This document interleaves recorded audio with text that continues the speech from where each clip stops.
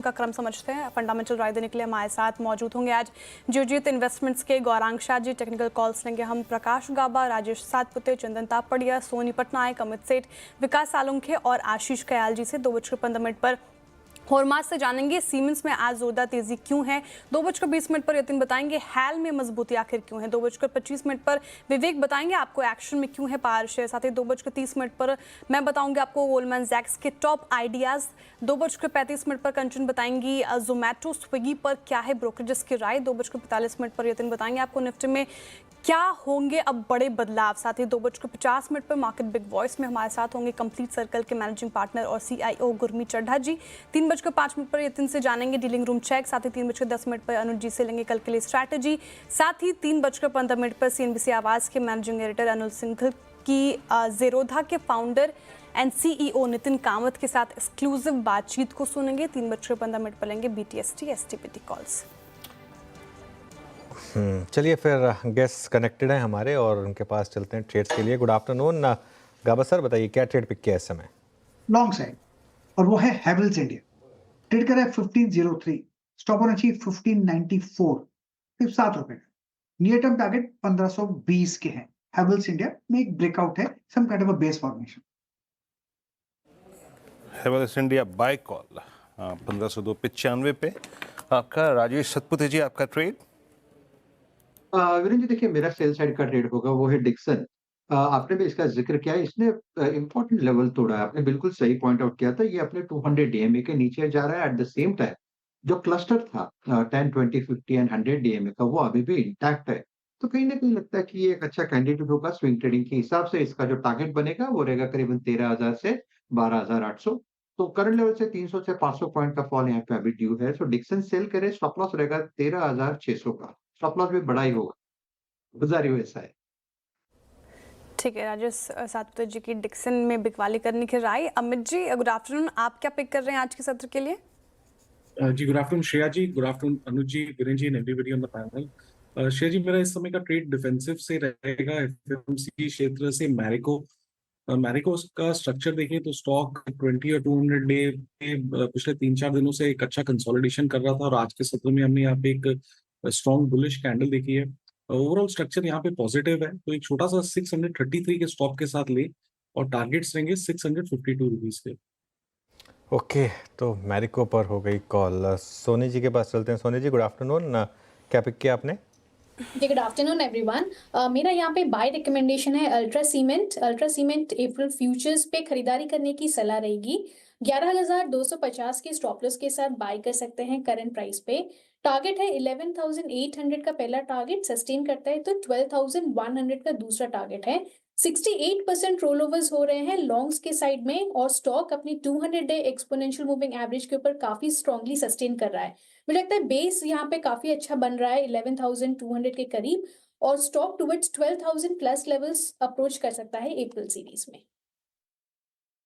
Okay, अल्टेक्सी में 11,527 पर विकास जी, आपका trade? Good afternoon. Good afternoon Virendra ji. देखो मेरा सेल साइड रहेगा कॉल। BSE में मुझे लगता है थोड़ा सा यहाँ पे वीकनेस देखने मिल रही है लास्ट 2 ट्रेडिंग सेशन में, जिस हिसाब से एक प्रेशर ब्रेक होते हुए देखने मिल रहा है। तो मुझे लगता है यहाँ से कंटिन्यू होते देखने मिलेगा। तो BSE को यहाँ पे फ्यूचर को सेल करना है। नीचे में जो टारगेट निकल के आ रहे हैं वो 42,240 के आसपास के रेंज यहाँ पे देखने मिल सकती है डाउन साइड में। ऊपर में 4620 का इंपॉर्टेंट रेजिस्टेंस आज के दिन में देखने मिला, तो 4620 के स्टॉप लॉस से इसको सेल करना है। नीचे में 4240 के आसपास के टारगेट मुझे लगता है यहाँ पे वापस आ सकते हैं, जो इसके इंपॉर्टेंट रिट्रेसमेंट रेंज है जहां तक ये फिसल सकता है। 4240 के टारगेट के लिए यहाँ पे BSE को सेल करना है। ठीक है, BSE में बिकवाली करने की राय। 2 सेल साइड की ट्रेड अभी तक और 3 बाय साइड की ट्रेड आई है। आशीष जी गुड आफ्टरनून, आप क्या पिक कर रहे हैं, सेल या बाय? गुड आफ्टरनून श्रेया और सभी दर्शकों को भी गुड आफ्टरनून। यहाँ पर मेरी जो ट्रेड है वो है बाई साइड की ट्रेंड के ऊपर। आज काफी दिनों के बाद में एक मोमेंटम बनता हुआ नजर आ रहा है ट्रेंड के अंदर। पिछला जो पीक था, 2 पीक को इसने ब्रेकआउट दिया है, नीचे एक डबल बॉटम बनाया, एक नेकलाइन का ब्रेकआउट भी आता हुआ नजर आ रहा है। 20 DMA पे सपोर्ट लेके बाउंस भी हुआ है, तो गुंजाइश है थर्ड वेव की शुरुआत हो सकती है ट्रेंड के अंदर। अच्छा मूव देखा जा सकता है। शॉर्ट टर्म के लिहाज से जो टारगेट है वो है 5715 का इस स्टॉक में और स्टॉप लॉस लगाना होगा 5180 लेवल्स का। ओके, ट्रेंड फाइनली ग्रीनरी दिखी यहाँ पर काफ़ी दिनों के बाद। अब गौरांग जी के पास चलते हैं एक शानदार सी फंडामेंटल पिक के लिए। गौरांग जी गुड आफ्टरनून, क्या पिक किया आपने? धन्यवाद अनुज जी, आपका सभी को प्रणाम और शुभ दिन हमारे तरफ से। रक्षा क्षेत्र बहुचर्चित है कुछ समय से, और उसी से जुड़ी हुई एक सरकारी कंपनी, मेरे ख्याल से कुछ 2 हफ्ते पहले आपने ही प्रश्न पूछा था, भारत इलेक्ट्रॉनिक्स लिमिटेड 240-250 के आसपास गया और फिर निरंतर ऊपर के तरफ के दायरे। कुछ खबरें आई हैं ऑर्डर्स को लेकर के रक्षा मंत्रालय की तरफ से, और अनुमानित लक्ष्यांक बुनियादी दर के आधार पर करीबन 335 के आसपास का हमने रखा है। खरीदारी की राय है लंबी अवधि की। के मीनवाइल अशोक लेलैंड ने साफ कर दिया है कि एसएमएल इसूजू में हिस्सा खरीदने का उनका कोई प्लान नहीं है, और ये जो खबर थी ये बेबुनियाद है। तो इसलिए इन्होंने कहा है कि इसको आप ज़रा कंप्लीटली इग्नोर करें। फैक्चुअली इनकरेक्ट उन्होंने बोला है, साफ साफ बोला है कि दिस इज़ फैक्चुअली इनकरेक्ट, तो इसके लिए इसको ऑन रिकॉर्ड लिया जाए, ये कहना है अशोक लेलैंड का। आप चलिए अब एक काम करते हैं, अब थोड़ा आगे बढ़ते हैं और बात करते हैं आज के स्टॉक ऑफ द डे की। जी हाँ, जो है सीमेंस इंडिया करीब 7% ऊपर है। एनसीएलटी से डीमर्जर मंजूरी मिलने के बाद इस शेयर में जोश आ रहा है। क्या है ये पूरी स्कीम और इससे क्यों शेयर होल्डर्स को आज इतना फ़ायदा मिला है? हॉर्मा से समझते हैं। हॉर्मा, गुड आफ्टरनून, बताइए। गुड आफ्टरनून अनुज, और जैसे कि आपने कहा बिल्कुल स्टॉक ऑफ द डे है आज का, और कैपिटल गुड्स के शेयरों की जिस तरह से पिटाई हुई है उसके बाद एक पॉजिटिव ट्रिगर सीमेंस के लिए निकल कर आया है। कल रात को जो है एनसीएलटी की तरफ से उनके डीमर्जर प्लान को जो है मंजूरी दी गई है। उनका एनर्जी कारोबार जो है वो डीमर्ज किया जाएगा सीमेंस एनर्जी के ज़रिए, और सीमेंस एनर्जी में वो एनर्जी कारोबार रहेगा और बाकी के जो बिजनेसेस हैं वो कॉमन एंटिटी में शामिल रहेंगे। 25 मार्च यानी कल रात से ये डीमर्जर लागू हो चुका है, और शेयर होल्डर्स को जो है सीमेंस एनर्जी जो कि डीमर्ज्ड एंटिटी है उसके शेयर दिए जाएंगे। 1:1 का एंटाइटलमेंट रेशियो है, यानी कि अगर आपके पास सीमेंस का एक शेयर है तो आपको डीमर्ज्ड एंटिटी का भी एक शेयर मिलेगा। और रिकॉर्ड डेट जो इसकी तय की गई है वो 7 अप्रैल की तय की गई है, यानी कि 7 अप्रैल तक अगर आपके पास सीमेंस के शेयर है तो उससे आपको डीमर्ज्ड एंटिटी का हिस्सा आपको मिलेगा। लेकिन आपको एक बात और भी बता दें कि हम कह रहे थे कैपिटल गुड्स के शेयरों की पिटाई हुई है, तो आज की इस बढ़त के बावजूद शिखर से सीमेंस जो है लगभग 40% गिर चुका है नीचे, तो काफ़ी लोअर लेवल से थोड़ी सी रिकवरी हमें देखने मिल रही है। लेकिन एक पॉजिटिव ट्रिगर सीमेंस के लिए, सीमेंस एनर्जी की लिस्टिंग भी अलग से होगी, तो उस वजह से भी शेयर होल्डर्स के लिए वैल्यू अनलॉकिंग के सबब बन सकते हैं। वैल्यू अनलॉकिंग के सबब बन सकते हैं, इस वजह से यहाँ पर अच्छी खासी तेज़ी। शुक्रिया हरमज़ ये पूरी खबर सामने रखने के लिए। गौरांग, है क्या कवरेज आपकी सीमेंस में? कवरेज बिल्कुल है अनुज भाई, और लक्ष्यांक अब तो डीमर्ज की खबर आ गई है, मेरे ख्याल से वैल्यू अनलॉकिंग, और जैसे अभी हॉर्मोस भी बता रहे थे, हमारा भी यही मानना है। कुल मिलाकर के जो हमने लक्ष्यांक निर्धारित किए हैं सीमेंस पर, ये अलग होने की बात करने से पहले, वो 7,600 के पार के हैं। रिस्क रिवॉर्ड पहले तो बहुत ही फेवरेबल है, और कैपिटल गुड्स इंजीनियरिंग क्षेत्र मेरे ख्याल से नतीजों के आधार पर एक उभरता हुआ क्षेत्र निकल करके आएगा, ऐसा हमारा मानना है।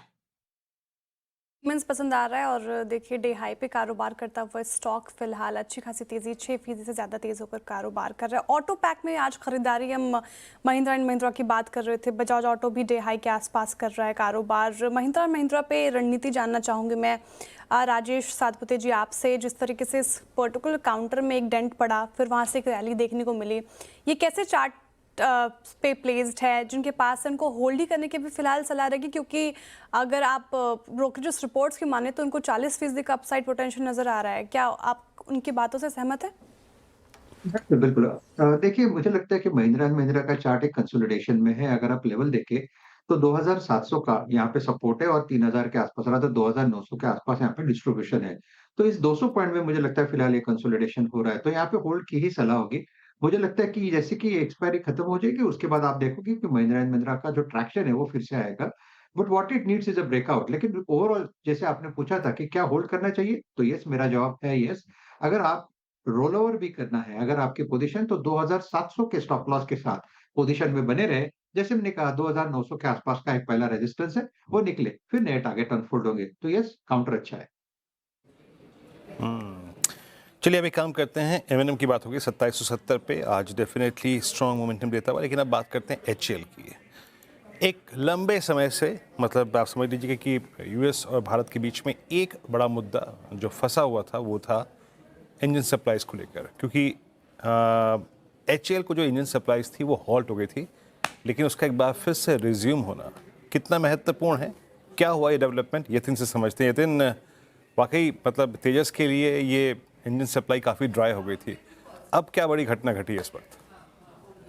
बिल्कुल। और वीरू देखिए, जो प्रेस रिलीज जी एरोस्पेस ने पब्लिक डोमेन में रखी है और ANI के हवाले से जो खबर आ रही है उसमें यह है कि जो 1-2 साल का डिले हो गया था F404 इंजन्स का, वो फाइनली सप्लाई शुरू हो गई है।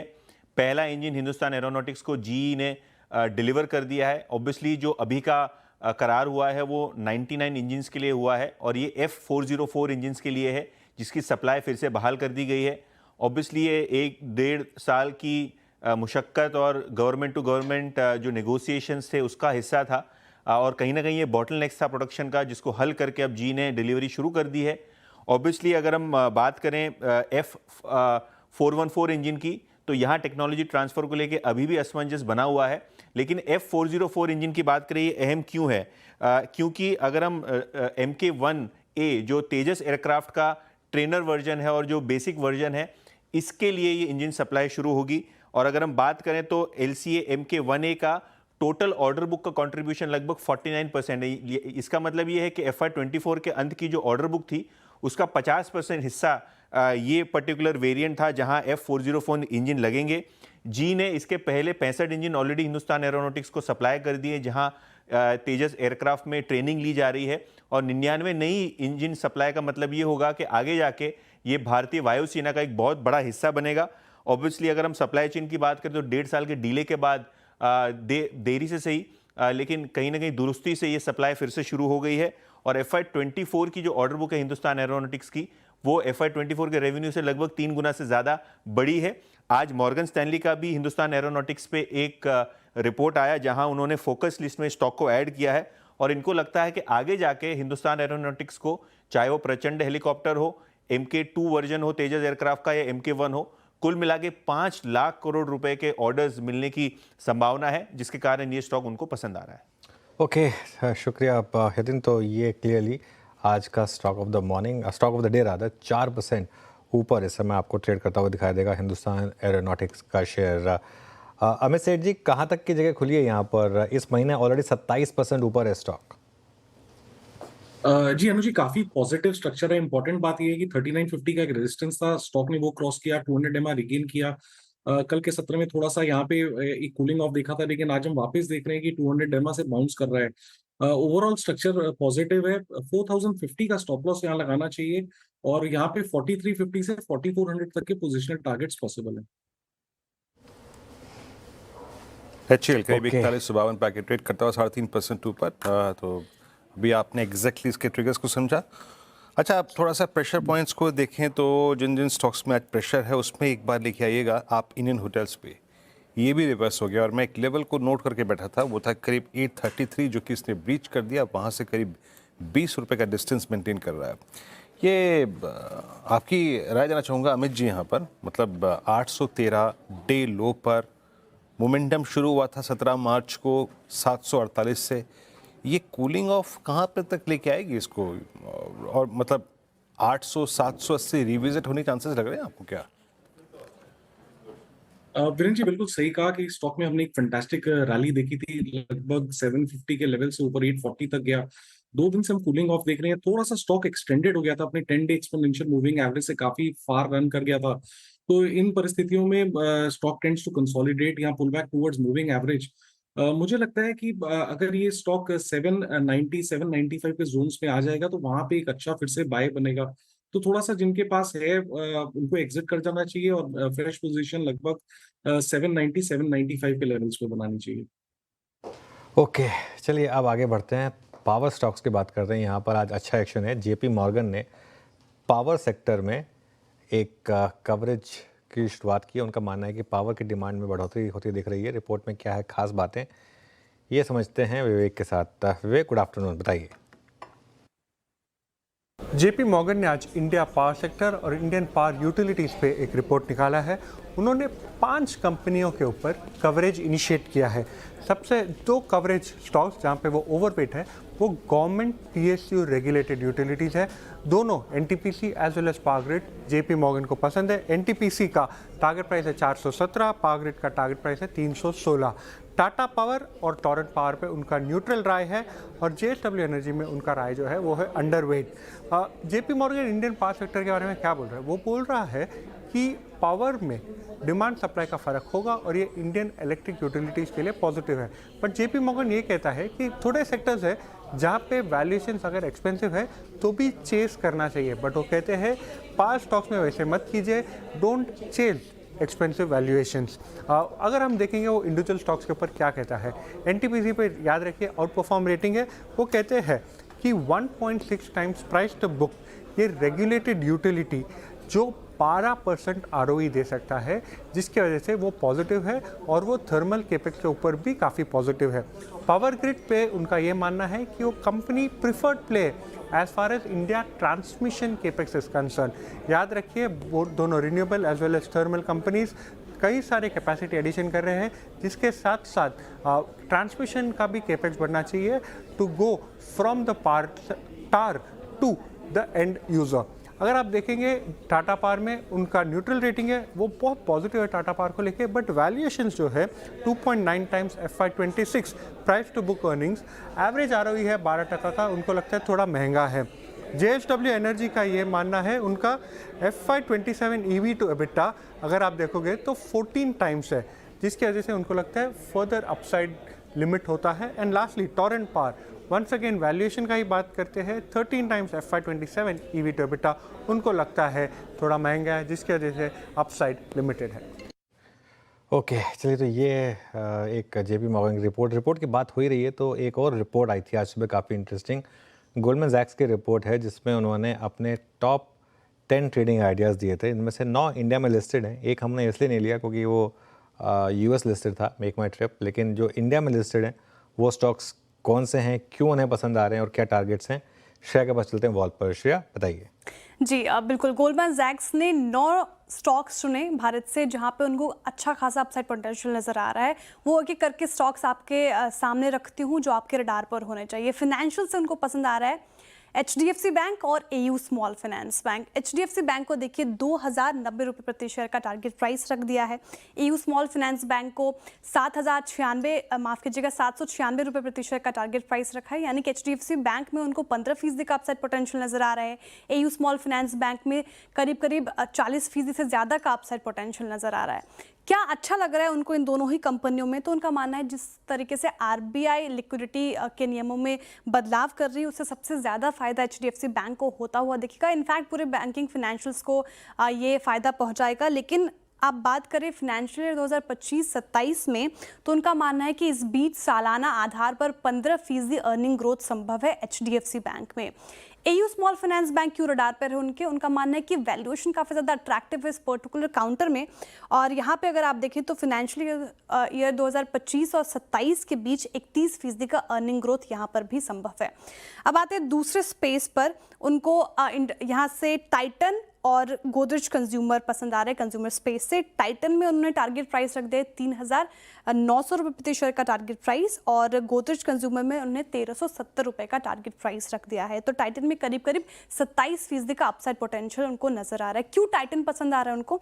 तो उनका मानना है कि एबिट अगर आप देखें तो फाइनेंशियल ईयर 2026 में ये काउंटर काफ़ी अच्छा परफॉर्म कर सकता है और एबिट 20% तक संभव है यहाँ पे 2023 और 25 के मुकाबले।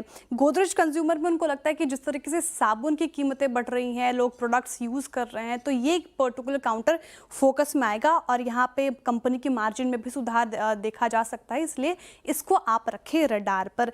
इसके अलावा आप देखिए इंडस्ट्रीज से अडानी पोर्ट्स और इंडिगो उनको अच्छा लग रहा है। हम बात भी कर रहे थे इंडिगो के ऊपर और उन्होंने 5,050 का टारगेट प्राइस रख दिया। क्या शानदार रैली इस पर्टिकुलर काउंटर में हमने देखी। एक महीने में लगभग 13% के करीब इसने पॉजिटिव रिटर्न दिया है अपने इन्वेस्टर्स को।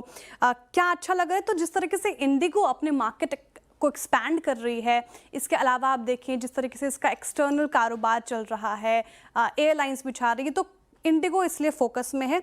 वहीं अडानी पोर्ट्स की बात करें तो 1400 रुपये प्रति शेयर का टारगेट प्राइस क्या अच्छा लग रहा है, तो उनको मानना है कि पोर्ट वॉल्यूम ग्रोथ जो है वो आगे चलकर सुधरेगी, इसलिए फोकस में रहेगा। और आउटलुक मजबूत लग रहा है फिनेंशियल 2026 में। वैल्यूएशन भी काफ़ी सस्ती लग रही है इस पर्टिकुलर काउंटर के अडानी पोर्ट्स की, इसलिए इसको भी आपको रखना है रडार पर। अब आते हैं हम ऑटो स्पेस पे। ऑटो स्पेस से उनको पसंद है महिंद्रा एंड महिंद्रा, थोड़ी देर पहले हम चर्चा भी कर रहे थे, शानदार स्टॉक ये भी। उनका मानना है कि फार्मा इक्विपमेंट कारोबार में जो आगे ग्रोथ है तो उससे महिंद्रा एंड महिंद्रा को थोड़ी बूस्ट मिल सकती है। सब्सिडरी में आगे वैल्यू अनलॉकन भी हो सकती है, इसलिए महिंद्रा एंड महिंद्रा को आपको रखना है रडार पर। अपोलो हॉस्पिटल स्पेस से उनको अच्छा लग रहा है, हेल्थ केयर स्पेस से यहाँ पे लक्ष्य रख दिया 8025 का। क्यों रखा है, तो उनका मानना है कि जिस तरीके से अपोलो हॉस्पिटल ऑक्यूपेंसी में अपनी एक्सपेंशन बढ़ा रही है तो ये अग्रसर होकर काम कर रही है ये पर्टिकुलर काउंटर, इसलिए आपको अपोलो हॉस्पिटल को रखना है रडार पर। आखिरी स्टॉक उन्होंने बताया पावर सेक्टर से, और ये 375 का इसको टारगेट प्राइस दिया है। क्यों अच्छा लग रहा है, तो जिस तरीके से पावर सेक्टर थीम प्ले हो रहा है भारत में, ये एक पर्टिकुलर काउंटर को फायदा होता हुआ दिखेगा, इसलिए आपको इसको रखना है रडार पे। ट्रांसमिशन से जुड़े ग्रिड इंफ्रा में कैपेक्स के बड़े मौके दिखते हैं इस पर्टिकुलर काउंटर में। साथ ही आप देखें तो ग्रिड में सुधार के लिए अभी थोड़ा वक्त जरूरी है, तो इसलिए इस पर्टिकुलर काउंटर को आप रखना है रडार पे। तो लंबी अच्छी खासी लिस्ट थी श्रेया, 9 स्टॉक्स बताया श्रेया, नहीं श्रेया भी थक गई बताते। गौरांग जी, ये अभी आइडिया सुने आपने, इसमें से एक हो गया इंडिगो, एक गोदरेज सीपी और एक टाइटन। इन 3 स्टॉक्स पे तो एटलीस्ट मैं आपसे राय जानना चाहूँगा। इस बार की बहुत सारी रिपोर्ट्स आई थिंक जो कुछ ट्रेवल एजेंसीज होती हैं उनकी मैं भी पढ़ रहा था कि ये समर सीज़न, हॉलीडे सीज़न बहुत स्ट्रॉन्ग होने जा रहा है। 2 प्रोस्पेक्टिव से लोगों का आवागमन और होटल टैरिफ्स दोनों काफ़ी सब्सटेंशियली बढ़ेंगे इस बार, स्पेशली प्रीमियम कैटेगरी में 6 to 10%। ये टाइटन, गोदरेज सीपी और इंडिगो, इन तीनों में से बेस्ट चॉइस क्या रहेगी? देखिए, ऐसे तो वीरेंद्र खरीदारी की राय हमारी तीनों पर ही है, और हमें लग रहा है कि तीनों ही कंपनियां कहीं ना कहीं खपत से लेकर के डिस्क्रिशनरी, नॉन डिस्क्रिशनरी स्पेंड से जुड़ी हुई है। और संजोग की बात ये भी है कि आज का एक मिड कैप फंडर जो स्टॉक हम देने वाले अभी सिर्फ कुछ समय में, वो भी इसी थीम से जुड़ा हुआ है। तो तीनों पर हमारी खरीदारी की राय है। टाइटन हो गया, इंटरग्लोब एविएशन हो गया। हमें लग रहा है कि लोगों की खर्च करने की ताकत आने वाले समय में, खास करके जो परिवर्तन बजट में किया है माननीय वित्त मंत्री जी ने, तीसरी तिमाही नए वित्तीय वर्ष में जमीनी स्तर पर ये आपको असर आती हुई दिखाई देगी। और ये केवल मात्र एफएमसीजी क्षेत्र तक सीमित नहीं रहेगी। हमारा मानना है कि ये consumer durable, white good appliances, including James and jewellery, entry level 2 पहिया वाहन होते हैं, मोटरसाइकिल्स, वो एंट्री लेवल पैसेंजर व्हीकल्स होते हैं, वहां पर भी आपको खपत ऊपर जाती हुई नजर आएगी। बिल्कुल, तो ये तीनों स्टॉक्स आपके रडार पे होने चाहिए। अच्छी खासी तेजी एक्सपेक्टेड है इन तीनों पर्टिकुलर काउंटर्स में। लेकिन थोड़ी देर पहले हम विवेक को सुन रहे थे पावर सेक्टर के ऊपर, जिस तरीके से तेजी देखने को मिल रही है। निफ्टी एनर्जी भी देखिए अभी इन ग्रीन ही कारोबार कर रहा है, 0.25% की तेजी के साथ। पावर ग्रिड भी गोल्डमैन को पसंद है। गौरांग जी, आप ही बताइए, पावर सेक्टर ये कैसा लग रहा है आपको, ये स्पेस? कौन से स्टॉक्स अभी आपको रडार पे लगते हैं जो जहाँ पे बेट लगनी चाहिए? तो श्रेया, देखिए, हमारा आकलन ये कहता है कि 2 अहम क्षेत्र होंगे, सिर्फ इस चौथी तिमाही के नतीजों के आधार पर नहीं, लेकिन आने वाले कुछ लंबे समय तक। और पहला क्षेत्र है वित्तीय क्षेत्र, बैंकिंग एंड फाइनेंस, सरकारी बैंक, प्राइवेट सेक्टर बैंक्स और मजबूत एनबीएफसी। और दूसरा होगा ऊर्जा। अब ऊर्जा में केवल मात्र आपको ध्यान ऊर्जा उत्पादन करने वाली कंपनियों पर नहीं रखना चाहिए। हमारा मानना है कि ऊर्जा वितरीकरण और ऊर्जा उपकरण बनाने वाली कंपनियों पर भी आपकी नजर होनी चाहिए। तो Tata power, NTPC, JSW energy, Torrent power, CESC, ये सब ऊर्जा उत्पादन करने वाली कंपनियां हैं। ऊर्जा वितरीकरण में पावर ग्रिड है। ऊर्जा उपकरण में एक नाम जो हमारे अभी सामने आया है वो है केईसी इंटरनेशनल। केईसी इंटरनेशनल के 3 या 4 विभिन्न कारोबार है, उनमें से एक कारोबार है इलेक्ट्रिकल अप्लायंसेस वगैरह, इलेक्ट्रिकल गुड्स वगैरह। तो ये केईआई इंडस्ट्रीज नहीं, केईसी इंडस्ट्रीज की मैं बात कर रहा हूँ। तो केईसी इंडस्ट्रीज हमें पसंद आता है, और ये पूरा समीकरण है, पूरा ऊर्जा उत्पादन, ऊर्जा वितरीकरण और ऊर्जा उपकरण का। चलिए, तो ये हो गई बात इस सेगमेंट पे। अब थोड़ा सा मार्केट पे आते हैं। लोअर ट्रेजेक्ट्रीज में निफ्टी करीब 23,500 की ट्रेजेक्ट्री को होल्ड करने की कोशिश कर रहा है, बट कुछ एक्स्ट्रा ऑर्डिनरी प्रेशर्स हैं। निफ्टी आईटी और कुछ आईटी स्टॉक्स का बिहेवियर थोड़ा सा आज कल के लिए आपको डाउटफुल और थोड़ा सा निगेटिव बना रहा है। जरा एक बार आप लेके आइए टेक महिंद्रा। राजेश जी पैनल में है तो मैं उनसे बात करना चाहूँगा। राजेश जी, निफ्टी आईटी 20 डेमा पर गया लेकिन वो स्ट्रेंथ नहीं आई, या फिर कह लीजिए बाजार भी काफ़ी हद तक स्ट्रेच हो चुका था। लुक एट टेक महिंद्रा, इसका तो रिवर्सल 20 डेमा से क्लियरली विजिबल है। जरा प्लीज़ इसका रोल ओवर रखिएगा और नेक्स्ट मंथ फ्यूचर्स भी रखिएगा अप्रैल के। लग रहा है कि शायद 20 डेमा पे शॉर्ट होल्डर्स ने ग्रिप ले ली है। कोई 1400 की पुट ऑप्शन पे थोड़ा राइड करने का वक्त है क्या? एक दो दिन इस ट्रेड पर कैपिटलाइज करना चाहिए। 1400 की पुट राइट ना? Let me check. अप्रैल महीना, देखिए अप्रैल का पुट 35 रुपीज के आसपास है टेक महिंद्रा का, तो yes I think yes we can ride it. अगर आप इसका चार्ट देखें तो मुझे लगता है वीरेन जी 1400 से लेके 1380 का इसका टारगेट होगा। तो यही जो 1400 की है, जो 35 रुपए पे है, इसका टारगेट हम करीबन 50 से लेके 60 का सेट कर सकते हैं। तो टेक महिंद्रा अगर आपको पुट के साथ काम करना है तो 1400 का पुट डेफिनेटली लेना चाहिए। स्टॉप लॉस जो मेंटेन करेंगे वो भी छोटा ही होगा, 22 रुपए का स्टॉप लॉस होगा। 28 के स्टॉप लॉस के साथ 1400 का put Tech Mahindra. Tech Mahindra 28 के स्टॉप लॉस के साथ 1400 का पुट। फिलहाल ये स्ट्रैटेजी आप टेक महिंद्रा में अपनाएं। अब कुछ और स्टॉक्स की बात करते हैं। देखिए स्विगी और जोमेटो की बात करते हैं। जोमेटो लगातार देखिए 2 दिन से टूट कर कारोबार कर रहा है और इसमें गिरावट थमने का नाम नहीं ले रही। मैक्वेरी की रिपोर्ट मैंने कल बताई थी, वहाँ पे डाउनग्रेड करने के बाद आज बैंक ऑफ अमेरिका ने दोनों को ही स्टॉक्स को डाउनग्रेड कर दिया। पूरी रिपोर्ट लेकर कंचन नौटियाल जुड़ी है मेरे साथ। बताइए कंचन, क्या है रिपोर्ट? जी, जैसे कि कल के ट्रेडिंग सेशन में भी हमने देखा कि जो जोमेटो है और जो स्विगी है वो काफ़ी ज़्यादा खबरों में बना हुआ था because of the brokerage report. और आज भी बोफा की रिपोर्ट आ गई है। उन्होंने अगर जोमेटो की बात करें तो उसको बाय की रेटिंग से न्यूट्रल कर दिया है सीधा सीधा। अगर टारगेट प्राइस की बात करी जाए तो 300 से सीधा वो आ गए हैं इस टाइम पे 250 रुपये में। वहीं स्विगी को जो रेटिंग दी है, पहले बाय की रेटिंग दी थी और उसको भी डाउनग्रेड करके अंडर परफॉर्मेंस की रेटिंग दे दी है। और टारगेट प्राइस जो है वहाँ पे भी कटौती की गई है। पहले जो टारगेट प्राइस था वो था 420 रुपये का, और अब जो टारगेट प्राइस देखने को मिल रहा है वो 250 रुपए का देखने को मिल रहा है बोफा की तरफ से। उनका कहना है कि जो क्विक कॉमर्स है उसमें हमें देखिए जो कंपटीशन है वो काफी ज्यादा बढ़ता हुआ दिखाई दे रहा है, जिसके चलते एक तो मार्जिन्स में भी बहुत ज्यादा प्रेशर आता हुआ दिखाई दे रहा है। और साथ ही साथ जिस तरीके से कंपनी के लॉसेस बढ़ते जा रहे हैं, काफी ज्यादा कंसर्निंग फैक्टर है। जो फूड डिलीवरी की ग्रोथ है वो भी इतनी ज्यादा ल्यूक्रेटिव इस टाइम पे दिखाई नहीं दे रही है। इसको लेके जो आउटलुक है थोड़ा सा कॉन्शियस हो गया है। साथ ही साथ इसके कंपैरिजन में जो बाकी के डाइन आउट्स है वो अच्छा परफॉर्मेंस दिखा रहे हैं। तो जो कॉन्फिडेंस है वो डाइन आउट्स पे ज्यादा आ रहा है एज कंपेयर टू इस टाइम पे स्विगी और जोमेटो। इसके अलावा जो कैश फ्लो है वहाँ पे भी जो दिक्कतें हैं वो देखने को मिल रही है। और जैसे कि आपने भी मेंशन किया कि मैक्वेरी की रिपोर्ट जैसे आपने सजेस्ट की थी, उनका भी जो इस टाइम पे कॉन्फिडेंस है वो दिव्यानी इंटरनेशनल जैसे काउंटर्स में आ रहा है बिकॉज ऑफ वहाँ पे जो डिस्क्रिशनरी स्पेंडिंग है वो बढ़ती हुई दिखाई दे रही है, जिसका सीधा सीधा फायदा जो है कंपनी को आता हुआ दिखाई दे रहा है। बट इन कंपैरिजन बढ़ते हुए कॉम्पिटिशन और मार्जिन में जो डेंट है उसके चलते स्विगी और जोमेटो इस टाइम पे रडार पे बने हुए हैं। और ये रीजंस है कुछ। बिल्कुल, कंपटीशन काफ़ी है। कल भी हम बात कर रहे थे कि डाइन इन करना है या मतलब वो डाइन आउट करना है या ऑर्डर इन करना है, और क्लियरली ब्लिंकिट का कंपटीशन जो है वो एक हीट अप कर रहा है। उसका एक क्लियरली इम्पैक्ट स्क्रीन पर विजिबल है। वरांग जी, आपका क्या व्यू होगा जोमेटो और स्विगी पर? अनुज भाई देखिए, छोटी मध्यम अवधि में प्रतिस्पर्धा को लेकर के और नतीजों में थोड़ी बहुत नरमाश को लेकर के शायद थोड़ा बहुत दबाव हो सकता है, इसमें कोई दो राय नहीं है। लेकिन जोमेटो पर आज के तारीख में भी हमारी बुनियादी तर्क के आधार पर खरीदारी की राय है लंबी अवधि के लिए। और क्योंकि स्विगी का दाम आईपीओ के नीचे आया है, तो जब स्विगी का आईपीओ आया था तो आईपीओ नोट द्वारा हमने स्विगी में लंबी अवधि के लिए निवेश की राय दी थी।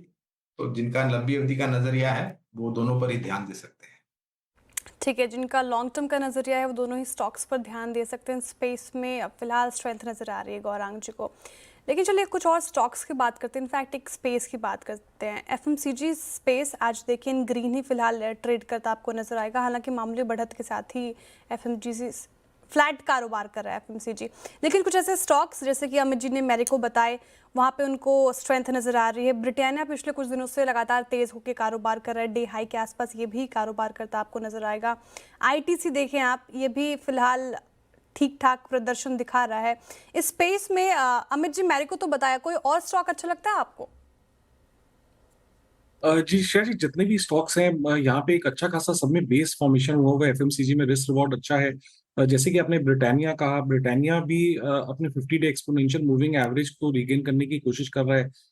पिछले 3-4 दिनों से हमने यहाँ पे एक अच्छा साइडवेज टाइट कंसोलिडेशन देखा on 10 and 20 day moving average.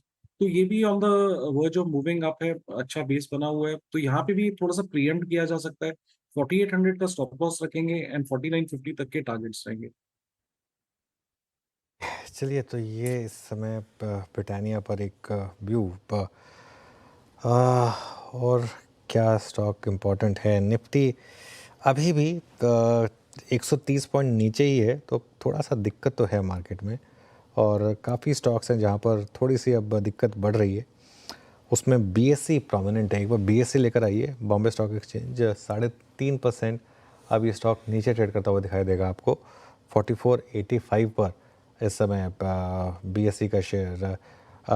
Rajesh ji, कोई ब्रेकडाउन स्पॉट कर रहे हैं क्या आप यहाँ पर बीएससी में? अनुज देखिए, बीएससी अपने 10-20 डीएमए को ये रिस्पेक्ट कर रहा है। अगर आज की बात करें तो ये जो 20 डीएमए है इसका करीबन 4480 के आसपास है।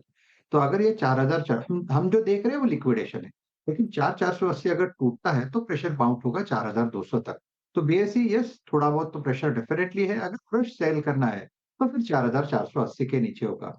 अनुज, हमने बीएससी की बात करी, एक नजर आप जो ब्रेकडाउन की जिक्र के आपने किया, तो आप नजर रखें एमसीएक्स पे। मुझे लगता है यहाँ पे एक सीरियस डेंट हुआ है। अगर आप चार्टिकली कैंडलस्टिक पे देखें तो रिवर्सल दिखता है, क्लीन रिवर्सल दिखता है। तो एमसीएक्स मुझे थोड़ा सा डर है, अगर ये 5100 का लेवल टूटेगा तो फिर एमसीएक्स में एक बड़ी से बड़ी आप कह सकते हैं कैंडल आ सकती है। तो अगर सेल साइड का कैंडिडेट चुनना है तो बीएससी के साथ एक नजर एमसीएक्स पे रखें।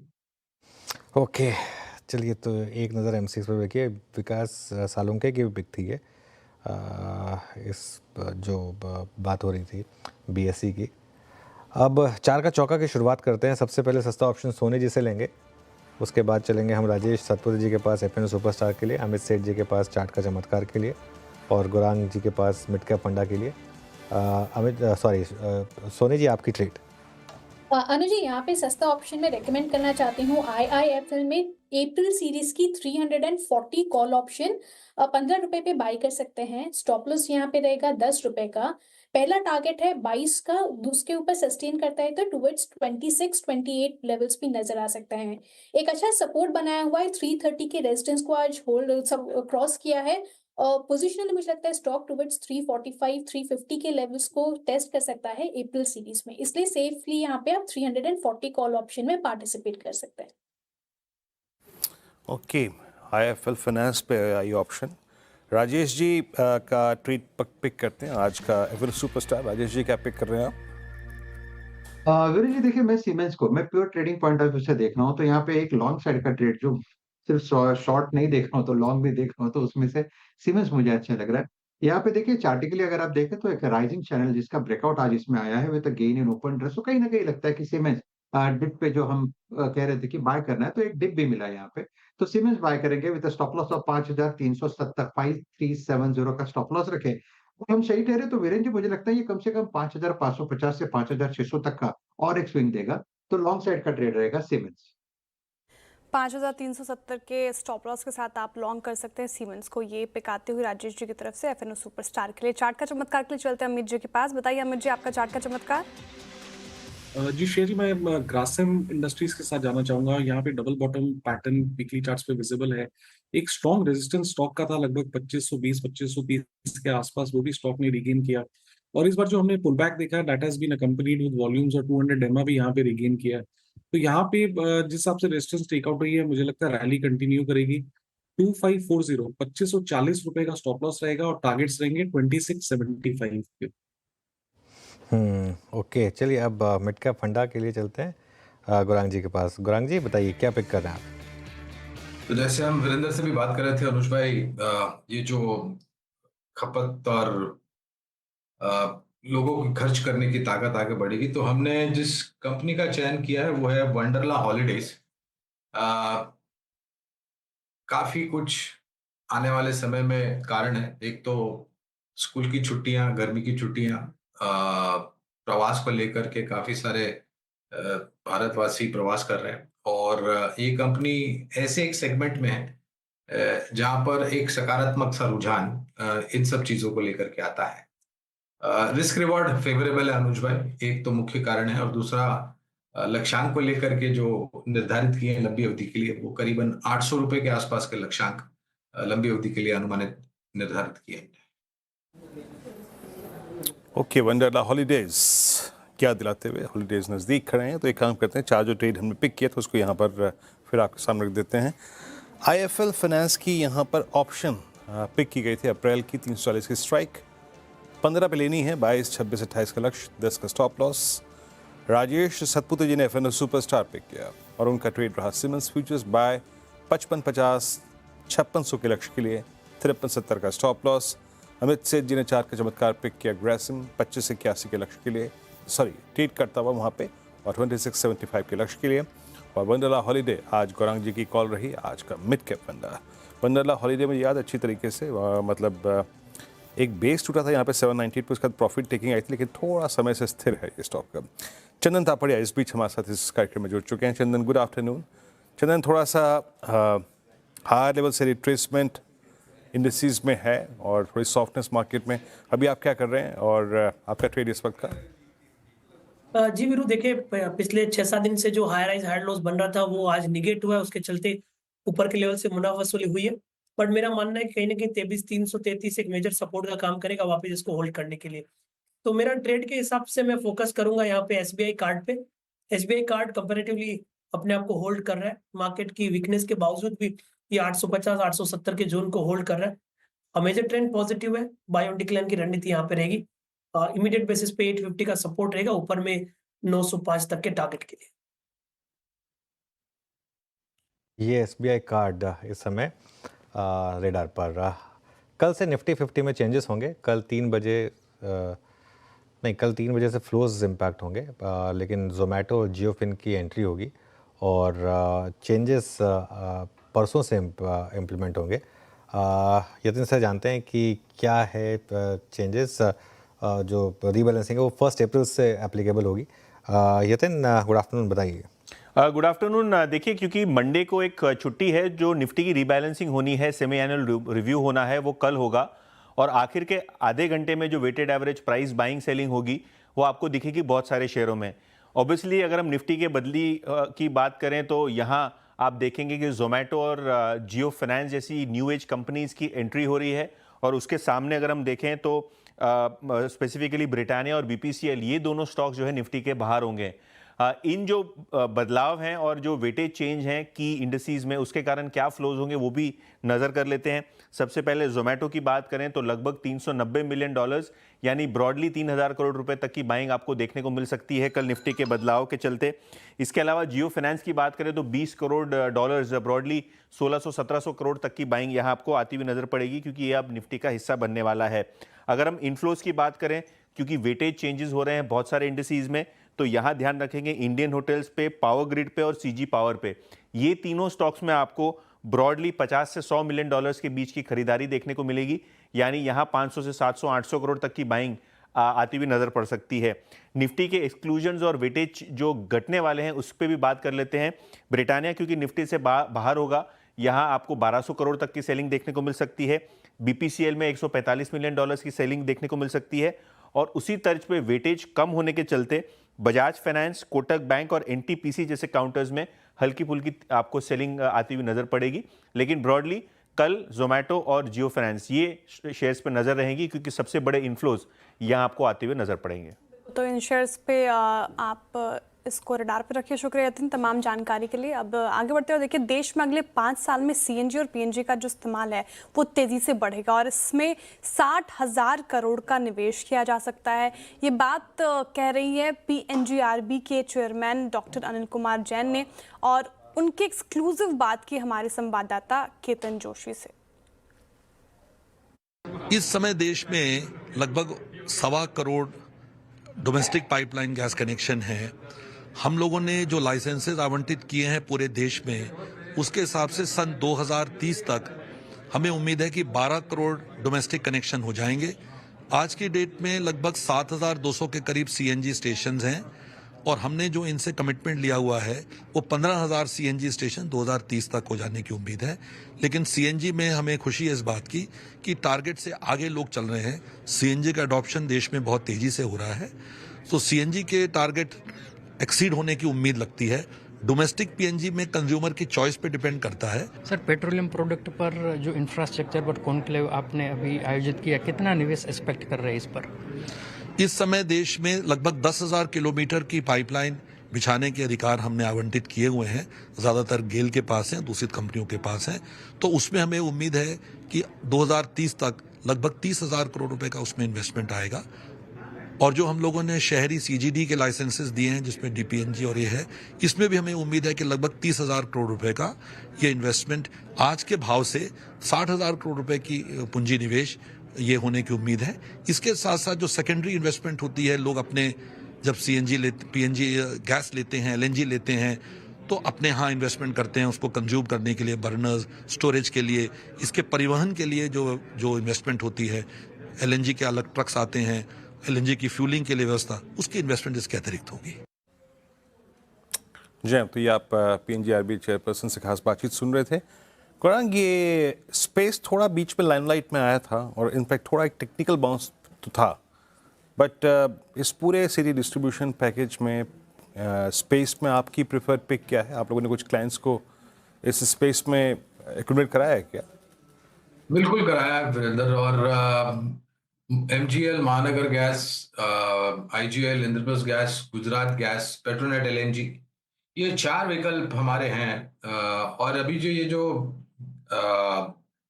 वितरीकरण के लिए पाइपलाइन में जो और भी कामकाज होगा, इंफ्रास्ट्रक्चर जो होगा, उसका एक बहुत ही सकारात्मक सा असर खपत को लेकर के होगा। वॉल्यूम्स बढ़ेंगे और उसका असर आपको शुद्ध मुनाफे में आता हुआ दिखेगा। समय लगेगा, लेकिन एक सकारात्मक ढांचा खड़ा करने की प्रयास हो रहा है। ओके, चलिए, तो टाइम लगेगा लेकिन एक सकारात्मक ढांचा खड़ा होने का प्रयास हो रहा है। निफ्टी का इंटरडे चार्ट देखते हैं एक बार ज़रा। 23,510 पर इस समय आप ट्रेड करते हुए देखेंगे निफ्टी को। 23,500 था लो। एक बार रिविजिट करते हैं जोमेटो को। 202.5 पर जोमेटो इस समय। इस पर अमित जी कोई व्यू, क्या एक शॉर्ट ट्रेड ओपन हुई है यहाँ पर? जी अनुज जी, डेफिनेटली वीक चार्ट है। स्टॉक ने अपसाइड कंसोलिडेशन नहीं करने सका और 200 रुपीस के आसपास इसका मेक और ब्रेक लेवल है। कई बार ये लेवल टेस्ट हो चुके हैं। फाइनली अगर एक लेवल बार बार टेस्ट हो तो वो ब्रेक हो जाता है, तो यहाँ पे कंडीशनल सेल बनता है। अगर ये स्टॉक 200 के नीचे स्लिप करे 199, 199.50 के आसपास, तो मेरे ख्याल से then it can slide down to 190 levels. तो अगर 200 के नीचे स्लिप करे तभी इसे शॉर्ट करें। इन दैट केस हम स्टॉप लॉस रखेंगे 204 रुपीस का। ठीक है, तो ये एक स्ट्रैटेजी जोमेटो पर फिलहाल आपके लिए आती हुई। एक बार निफ्टी लेकर आइए स्क्रीन पर। देखिए गिरावट यहाँ पे हावी होती हुई 158 अंकों से ज़्यादा गिरकर 23,510 के लेवल पर कारोबार कर रहा है निफ्टी में जो गिरावट अभी देखने को मिल रही है, क्या ये ब्रेकडाउन है? क्या समझे इसे? ये फ्रेश लो आ गया है श्रेया। 23,500 ब्रेक कर दिया अब हमने, 23,490 पर आ गए हैं अब हम। मेरे ख्याल से देखिए, इसीलिए ना वो स्टॉप लॉस की अहमियत होती है। वो जो आज हमारा सुबह स्टॉप लॉस था 23,610 का, वो क्यों इम्पोर्टेंट था? क्योंकि वो 23,600 के आसपास का, क्योंकि अगर आपने वहाँ स्टॉप लॉस नहीं रखा होता तो बेकार में 110 पॉइंट चले जाते। तो वहाँ आपने कवर कर लिया और उसके बाद आप साइड लाइन पर बैठ गए। अप्रोच यही थी और यही एक मेरे ख्याल से इस समय एक रेलेवेंट अप्रोच थी कि आप वहाँ पर बुक करके एक बार साइड लाइन पर बैठ जाएं और उसके बाद नोटिस करें कि मार्केट अब ब्रेकडाउन दिखा रहा है या नहीं। अगेन कंफर्मेशन हमको और 2-3 दिन बाद देखने को मिलेगा मार्केट में। लेकिन जिस तरीके से कल मार्केट ब्रेथ खराब हुई पहले और उसके बाद आज जिस तरीके से मार्केट ब्रेथ खराब हुई है, एक सेंस मुझे ये बन रही है कि वो जो रैली हुई और क्योंकि वो एग्जैक्ट 23,800 जहाँ पर वो ट्रम्प वाली डिक्लाइन शुरू हुई थी वहाँ पर जाकर रुकी, एक सेंस मार्केट में, एक रिस्क मार्केट में रहेगा। निफ्टी का 3 महीने का चार्ट रख देते हैं एक बार जरा स्क्रीन पर। एक रिस्क मार्केट में रहेगा एक नियर टर्म में डबल टॉप फॉर्मेशन का 23,800 पर। क्यों? क्योंकि पिछली बार भी हम 23,800 पर ही जाकर टॉप आउट हुए थे। एक बार निफ्टी का चार्ट रखिए ज़रा प्लीज़ फटाफट और उसके बाद आगे बढ़ेंगे। हाँ देखिए ज़रा एक निफ्टी का चार्ट। आज का नहीं, मैं 3 महीने का चार्ट मांग रहा हूँ। अगर ये तो खैर आज का है, 23,488 पर हैं हम। फ्रेश लो लगा है। तो ये देखिए, ये जो चार्ट है ये अब आपको एक वो जो मूव दिखा रहा है वो एक रिस्क है ये डबल टॉप का। अगर हमने रिसेंट हाई क्रॉस कर लिया 23,800 का तो पॉजिटिव होगा, लेकिन अगर यहाँ से मार्केट ने फिर गिरना शुरू किया और अब 2 अप्रैल को क्या होता है ये इंपॉर्टेंट होगा। प्लस आज के मूव को लीड किया बैंक निफ्टी ने, जो अब तक पॉजिटिविटी में था। 52,000 का हाई लगाया था, अभी 51,100 पर आ गए हम, 900 पॉइंट डे अपने हाई से स्लिप कर गया। तो ये थोड़ा सा एक मामले में रिस्क हो जाएगा। इसके लिए कंफर्मेशन मैं अगेन कह रहा हूँ आपको, कल मिलेगा हमको, या हो सकता है कि फ्राइडे को मिले कि एक नए ट्रेंड की शुरुआत हुई है या उसी ट्रेंड में मार्केट बेंड हुआ है। लेकिन क्या होता है ना, आपको हर ट्रेड नहीं पकड़नी है। हमने एक बहुत बड़ी ट्रेड पकड़ी है, हमने एक ट्रेड पकड़ी थी 22,150 से, और फिर फाइनली इवेंचुअली वो आज जाके 23,600 पे खत्म हो गई। वो 1,500 पॉइंट की एक ट्रेड खत्म हो गई निफ्टी पर। अब अगली ट्रेड के लिए आपको वेट करना है। जो मार्केट का टेक्सचर रहा है वो इस तरीके से रहा है कि नॉर्मली आपने जब भी प्रीवियस डे के लो को या प्रीवियस डे का हाई को ब्रीच करा है, एक 7-8 दिन का ट्रेंड मिला है आपको। क्या आज एक नए 7-8 दिन के ट्रेंड की शुरुआत हुई है? होपफुली नॉट, मैं होप करूंगा कि ना हो ऐसा। लेकिन अगर कल आपने फॉर एग्जांपल एक्सपायरी वाले दिन फिर लोअर लो और लोअर हाई बनाया, वो आपको कंफर्मेशन देगा कि अब नया ट्रेंड जो है वो वापस डाउनवर्ड साइड का शुरू हो गया। तो ये मार्केट में ना आपको बहुत चौकन्ना रहना है और दोनों तरफ की ट्रेड्स के लिए हमेशा तैयार रहना है कि कभी भी ट्रेंड बदल सकता है, और आपको भी अपना अप्रोच जो है ना उस हिसाब से बदलनी होगी। आप एक अप्रोच में बस लेके बैठ जाएंगे बिना स्टॉप लॉस लगाए, उसमें लॉस होगा। लेकिन अगर आपने स्टॉप लॉस लगाया तरीके से और एक अच्छा खासा प्रॉफिट बुक करा, अब वेट करें, कल की कंफर्मेशन का वेट करें। आज मुझे लगता अभी कोई ट्रेड है, लेकिन आज का जो अभी लास्ट के 10-15 मिनट का मूव है ये थोड़ा सा मुझे हल्का सा स्कैरी लग रहा है। चलिए एक और चीज़ की बात बताते हैं आपको, हमारी एक खास पेशकश। जी हाँ, मंच तैयार है, नेता तैयार हैं। न्यूज़ 18 लेकर आ रहा है राइजिंग भारत समिट 2025। इसमें ऐसी चर्चाएं होंगी जो आपको सोचने पर मजबूर कर देंगी, ऐसे आइडियाज़ जो गेम बदल कर रख देंगे, और ऐसी आवाज़ें होंगी जो आने वाले कल को आकार देंगी। भारत मंडपम नई दिल्ली में ये मेगा समिट होने जा रही है। इसमें शामिल होने का मौका मत चूकिए। कोड स्कैन करें और अभी अपने पासेस हासिल करें। 8 और 9 अप्रैल ये तारीख नोट कर लीजिए।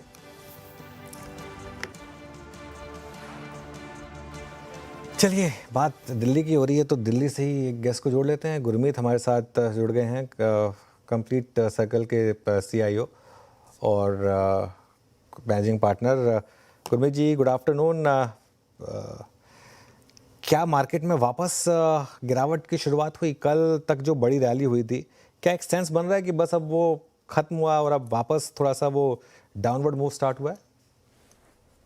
अनुज, मुझे लगता है कि 2 बड़े इवेंट हैं। एक तो ऑब्वियसली एक्सपायरी है, एक दूसरा 2 अप्रैल है। आई थिंक थोड़ा कहना जल्दबाजी होगा कि दोनों तरफ ट्रेंड को लेके हो सकता है कुछ पोजीशंस, क्योंकि शार्प अपसाइड भी आया था पिछले 2 वीक में, तो कहना थोड़ा मुश्किल है। बट मैं बार-बार ये बोलता हूँ कि जो मैक्रो पिक्चर है इंडिया की, वो धीरे-धीरे बेटर हो रही है। आप देखिए, जो मार्च में हमारे बॉन्ड फ्लोज़ हैं, लगभग $3 बिलियन के ऊपर है, और बॉन्ड फ्लोज़ जब आते हैं, जब FIs को मैक्रो पिक्चर ठीक लगती है। और एक रीसेट हुआ है आरबीआई और सेबी के स्टांस को लेके। सिर्फ लिक्विडिटी या रेट कट की बात नहीं कर रहा हूँ, रेगुलेटरी टाइटनिंग की भी बात कर रहा हूँ। सेबी ने भी अगर आप देखिए, एफपीआई के एडिशनल डिस्क्लोजर्स कम करें अगर 50,000 करोड़ से कम है निवेश, तो एक ओवरऑल जो पिक्चर है इन टर्म्स ऑफ मैक्रो, वो मेरे हिसाब से बेटर हुआ है। अब अर्निंग्स पे है, अगर अर्निंग्स थोड़े से भी अच्छे आते हैं, अर्ली डबल डिजिट आते हैं, तो मुझे लगता है बाजार जो है सस्टेन करेगा और फिर ग्रेजुअली अपवर्ड ट्रैजेक्टरी लेगा। थोड़ा-सा भी जल्दबाजी होगी कहना एक दिन को मूव को लेके, बट वॉलेटिलिटी है अनुज, और ये थोड़ा-सा ये एक ऐसी चीज़ है मार्केट की जो रिटेल इन्वेस्टर्स को जो है नेविगेट करनी पड़ेगी। ये ग्राइंडिंग फेज जो होता है मार्केट का, जो आपको करता है, वो थोड़ा ज़्यादा परेशान करता है। तो ये थोड़ा-सा टाइम बिताने वाली बात है मार्केट में। अभी गुरमीत, एक सेंसिबल अप्रोच क्या होगे? बहुत ज़्यादा एकदम विंगो होके ये हो जाएगा, वो हो जाएगा, बुलिश ना बन के अब एक आप देखिए तो इस पूरी तेज़ी में एक जेन्युइन बाइंग लास्ट सेशन में थी 5,000 करोड़ रुपए की। अदर देन दैट मोर और लेस शॉर्ट कवरिंग थी।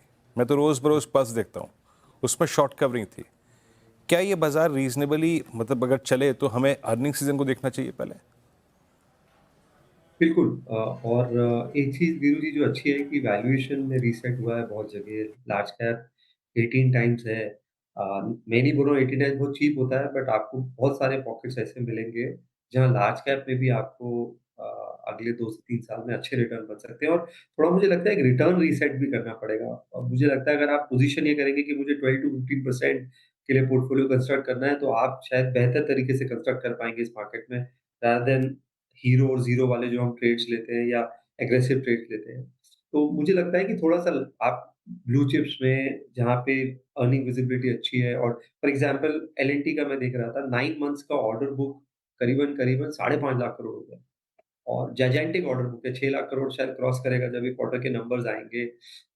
स्टॉक स्टेबल है, इतना गिरा नहीं है और अभी खाली ईपीसी प्लेयर नहीं है, एनर्जी सॉल्यूशंस में भी है, सेमीकंडक्टर असेंबली और टेस्टिंग सेंटर्स में भी जा रहा है। तो काफ़ी पिवट हो रहा है बिज़नेस मॉडल में, प्योर खाली ईपीसी प्ले नहीं है।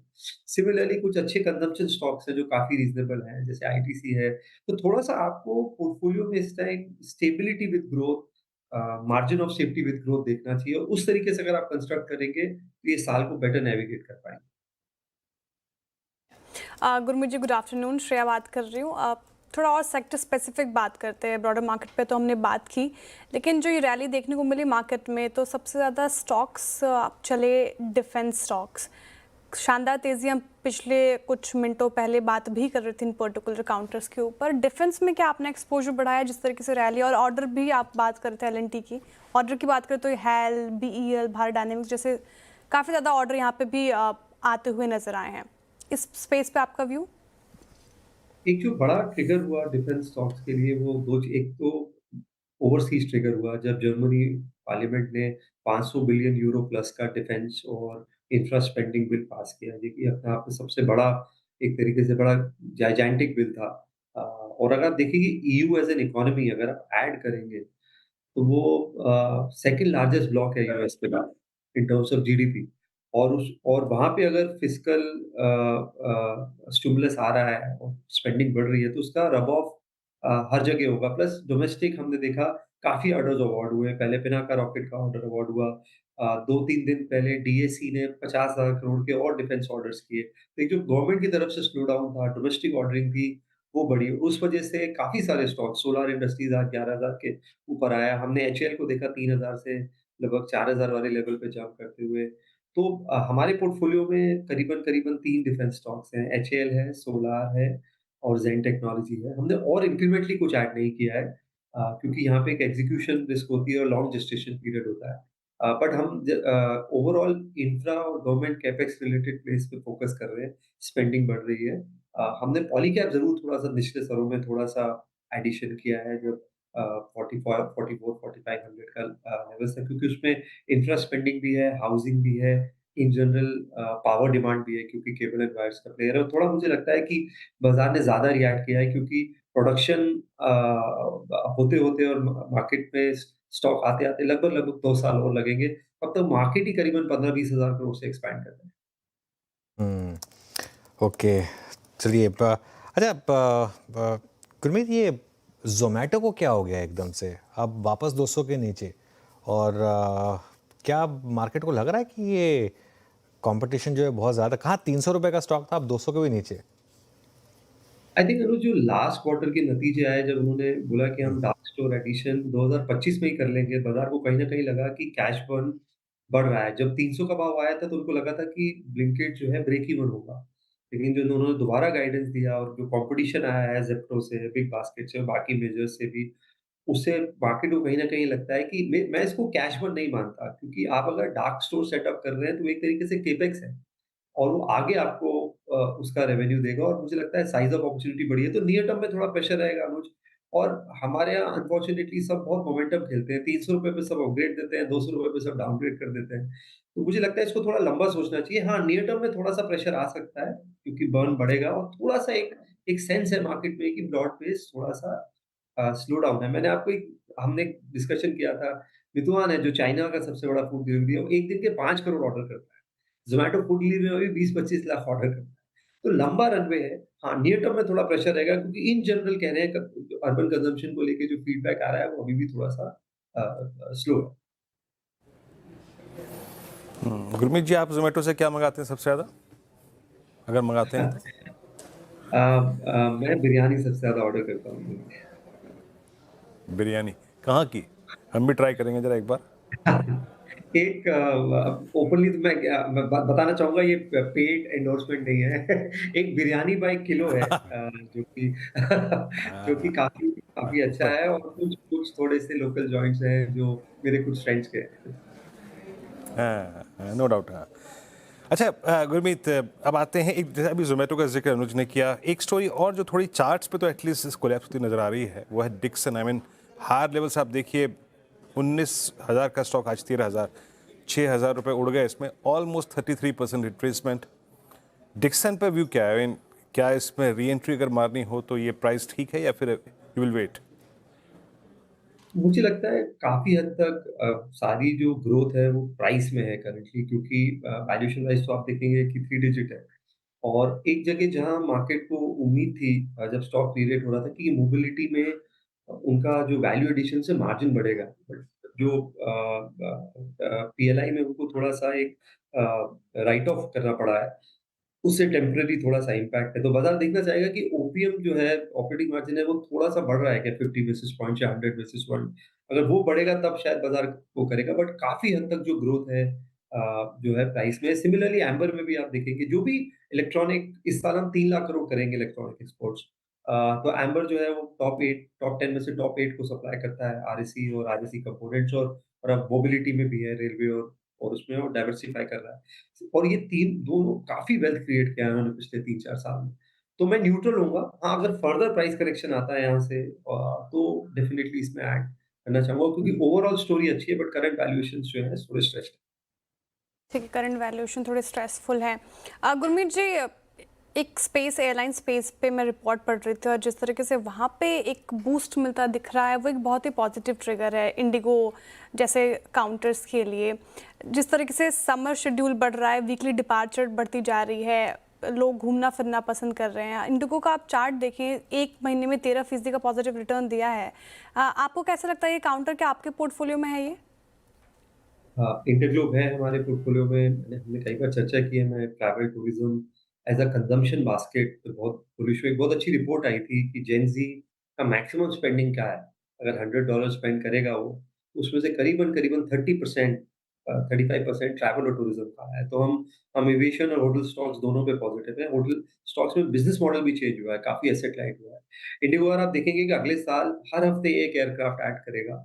लगभग इतना इतना ऑर्डर वो है। अ, करीबन-करीबन 16 नई डेस्टिनेशन स्टार्ट हो रही हैं। इंटरनेशनल रूट्स ऐड हो रहे हैं, बिज़नेस क्लास उन्होंने ऐड किया है। उन्होंने गाइडेंस भी दिया है कि जो कैपेसिटी है और जो नंबर ऑफ पैसेंजर्स जो हम मेज़र करते हैं, कैरी करेंगे, वहाँ पे 12 से 15% की बढ़ोतरी होगी। 65% के आस-पास मार्केट शेयर है, और मैं कॉस्ट एफिशिएंसी का काफ़ी काफ़ी बड़ा कायल हूँ इंडिगो का, जिस तरीके से वो करते हैं। तो मैं काफ़ी कंस्ट्रक्टिव हूँ इंडिगो पे over a medium to long. Actually Gurmeet ji तो काफ़ी केस स्टडी कर रखी है गुरमीत जी ने तो इंडिगो पे, वो पूरा वायरल भी हुआ था वीडियो काफ़ी। और यहाँ पर अब क्या लेने का मन है गुरमीत जी? यहाँ पर कोई स्टॉक्स अच्छा लग रहा हो जो आपको, जिसकी अभी हमने रिसेंटली बात ना की हो? तो अनुज, 2 चीज़ें हमें अच्छी लग रही हैं। एक, हमें वाटर एज़ अ स्पेस बहुत अच्छा लग रहा है। दिल्ली गवर्नमेंट ने कल बजट में 9,000 करोड़ एलोकेट किए हैं। उसके अलावा सीवर कंस्ट्रक्शन ईपीसी वर्क अलग है। हमने देखा है डिसैलिनेशन प्लांट्स कम अप हो रहे हैं।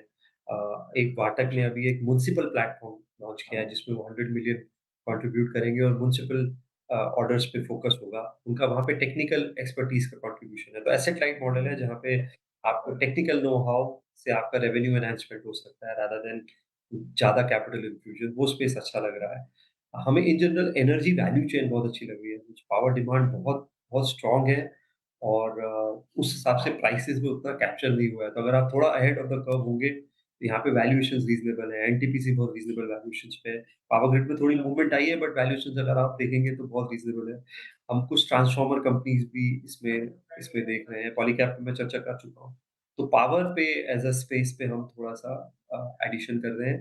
वाटर पे थोड़ा-सा एडिशन किया है, और कंज्यूमर डिस्क्रिशनरी थोड़ा-सा बढ़ा रहे हैं।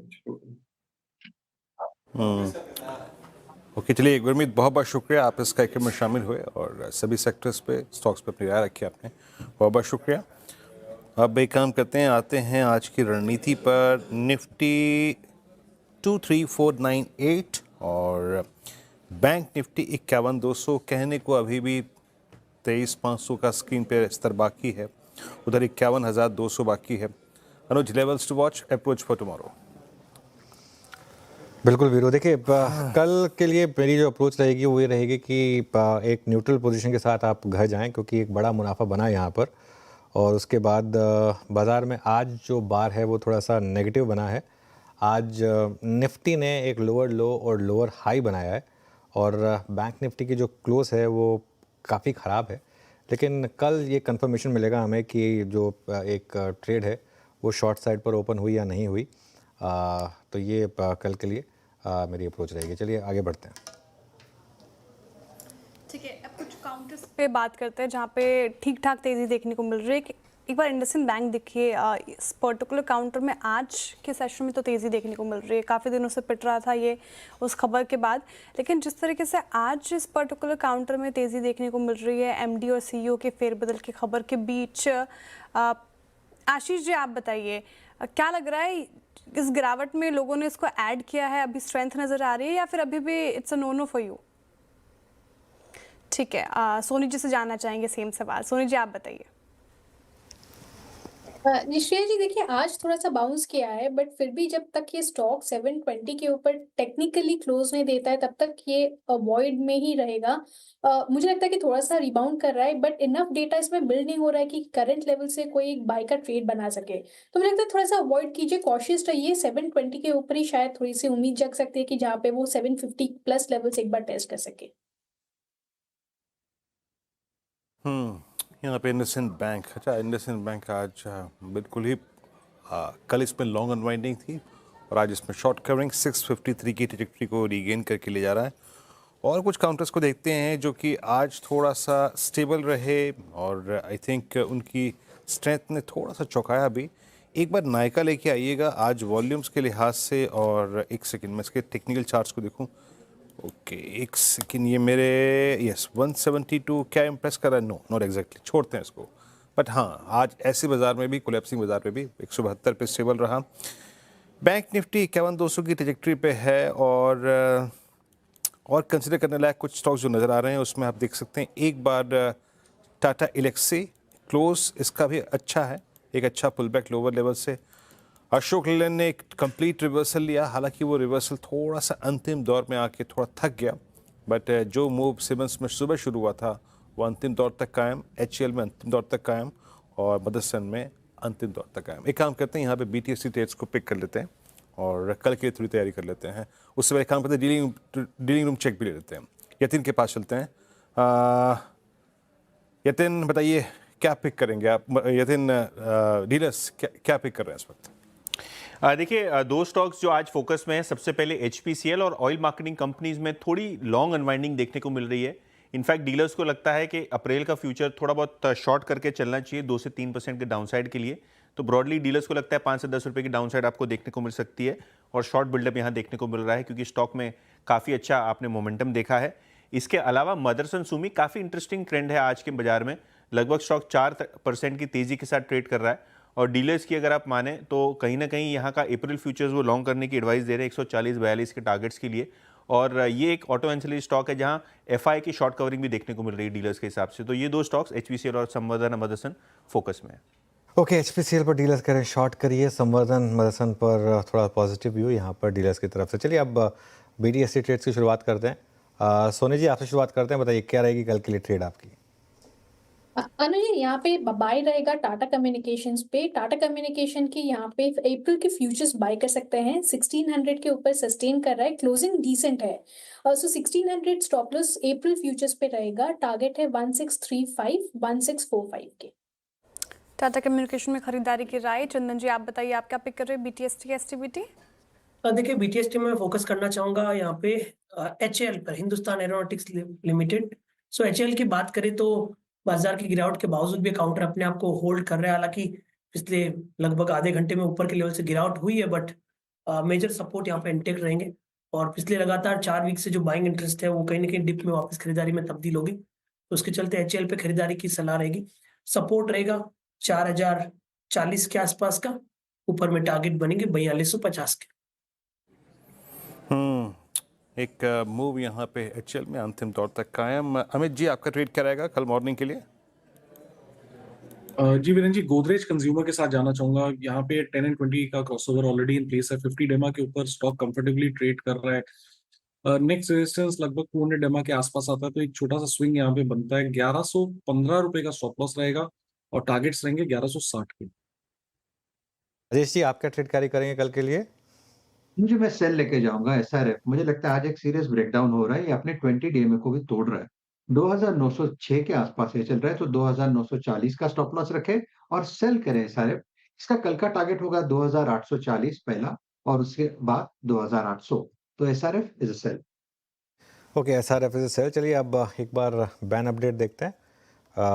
बैन में 2 स्टॉक्स आने की तैयारी कर रहे हैं, हिंदुस्तान कॉपर और बिरला सॉफ्ट। 103% हिंदुस्तान कॉपर में और बिरला सॉफ्ट 94%। शायद इंडसइंड बैंक बैन से बाहर आए, 79%। बॉर्डर लाइन केस है, लेकिन ये एक और स्टॉक होगा जो रेडार पे रहेगा। ठीक है, ये कुछ स्टॉक्स अभी रडार पे रहेंगे। और मार्केट क्लोज की तरफ बढ़ रहा है, लेकिन आप देखें तो चौतरफा बिकवाली देखने को मिल रही है मार्केट में। लेकिन ऑटो सेक्टर ऐसा सेक्टर जो इन ग्रीन ही फिलहाल आपको कारोबार करता हुआ नजर आएगा। कुछ ऐसे स्टॉक्स जो यतिन जी भी बता कर गए, डीलर रूम्स के चेक पे मदरसन सूमी आप देखिए 2.5% से ज़्यादा, इनफैक्ट 2.25% के करीब ये क्लोज होता हुआ। अशोक लीलैंड में अच्छी तेज़ी देखने को मिली। TVS motor, Mahindra and Mahindra, सारे स्टॉक्स में आज अच्छी तेज़ी थी। इनफैक्ट आप देखें मदरसन पे एक चार्ट चेक लेना चाहूँगी। बताइए अमित जी, आप ये मदरसन कैसा लग रहा है आपको? संवर्धना मदरसन क्या आपको कैरी करना? वैसे तो हालांकि डीलिंग रूम की तरफ से आया है कि बीटीएसटी, लेकिन आपकी राय क्या है इस पे? जी, कैरी करना चाहिए। स्टॉक में कई दिनों बाद हम देख रहे हैं कि कंफर्टेबली 10 और 20 डेमा के ऊपर ट्रेड कर रहा है। दोनों मूविंग एवरेजेस का एक क्रॉसओवर भी है और almost 50 day exponential moving average cross कर रहा है, तो थोड़ा सा यहाँ पे शॉर्ट स्विंग एक स्ट्रेंथ जरूर नजर आ रही है। 132 का स्टॉप लॉस लगाएं और टारगेट्स रहेंगे 139 के। चलिए अभी काम करते हैं। यहाँ पे ट्रेड्स पूरे हो गए। कल के लिए थोड़ी सी स्टैट्स लग कैसे रहे हैं याद रखिएगा। एक्सपायरी डे गुरुवार और 27 मार्च एक्सपायरी डे।